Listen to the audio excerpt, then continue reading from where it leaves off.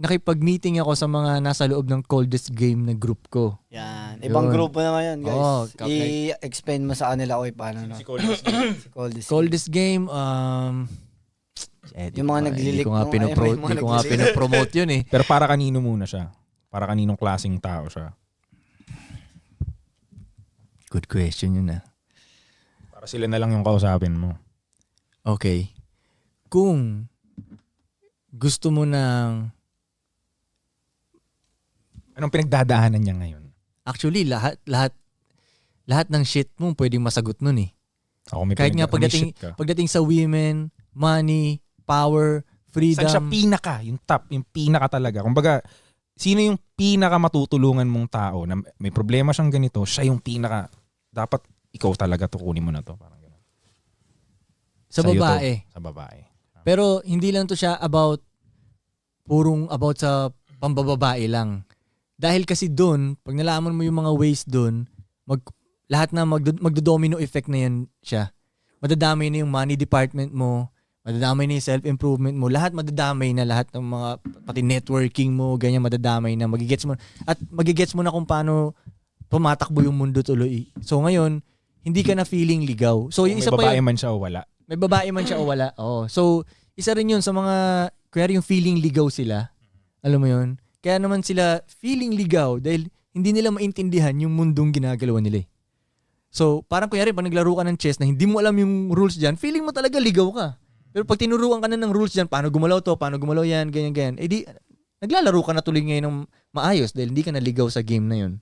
So, yun yung Coldest Game. So, basta malalim siya na shit.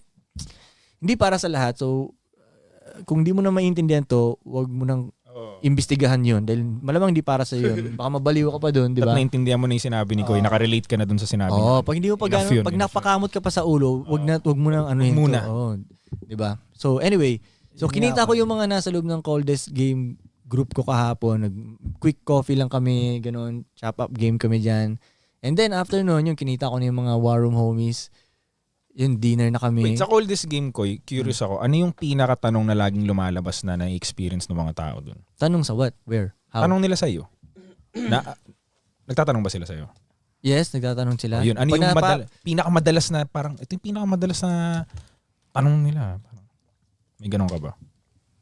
Pinaka-common? Like sa akin, paano magsimula? Yun yung sa akin, di ba? Paano magsimula? Pag sa negosyo, paano magsimula? Yun yung laging tanong sa akin. Paano mag-hustle? Yung sa'yo, ano yung usual question naman nila pag nandun sila sa circle ng Coldest Game?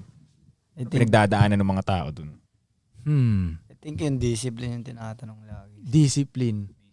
Nahihirapan pangkalahatan. Pag-control eh. Ha? Pag-control. Pangkalahatan yung control. Kasi all about control yun eh. Basically yung kung iisipin mo yung Coldest Game, control talaga siya eh. Para hindi ka makontrol, mas maganda ikaw nagko-control ngayon. So dun sila medyo shit, paano ba yung control na yan? Hindi siya napaka-complex niya eh.